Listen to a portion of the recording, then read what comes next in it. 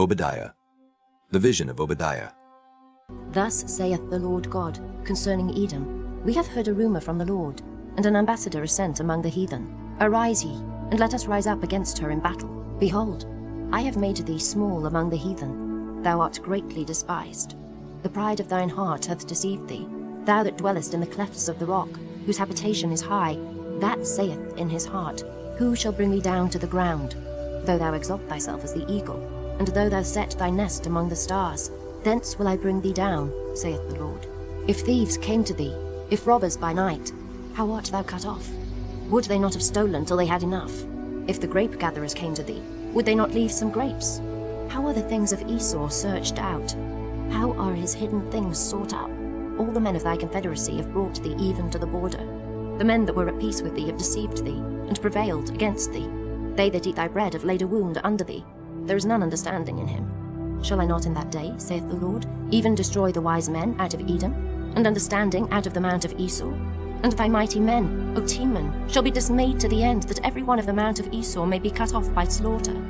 For thy violence against thy brother Jacob, shame shall cover thee, and thou shalt be cut off forever.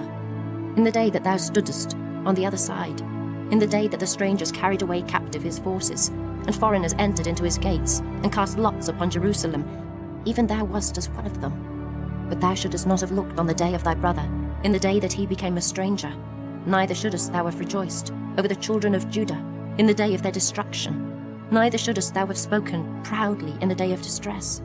Thou shouldest not have entered into the gate of my people in the day of their calamity. Yea, thou shouldest not have looked on their affliction in the day of their calamity, nor have laid hands on their substance in the day of their calamity. Neither shouldest thou have stood in the crossway to cut off those of his that did escape. Neither shouldest thou have delivered up those of his that did remain in the day of distress. For the day of the Lord is near upon all the heathen. As thou hadst done, it shall be done unto thee. Thy reward shall return upon thine own head. For as ye have drunk upon my holy mountain, so shall all the heathen drink continually. Yea, they shall drink, and they shall swallow down, and they shall be as though they had not been. But upon Mount Zion shall be deliverance, and there shall be holiness, and the house of Jacob shall possess their possessions. And the house of Jacob shall be a fire, and the house of Joseph a flame, and the house of Esau for stubble, and they shall kindle in them, and devour them. And there shall not be any remaining of the house of Esau, for the Lord hath spoken it.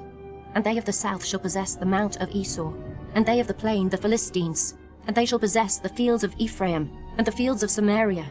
And Benjamin shall possess Gilead, and the captivity of this host of the children of Israel shall possess that of the Canaanites, even unto Zarephath.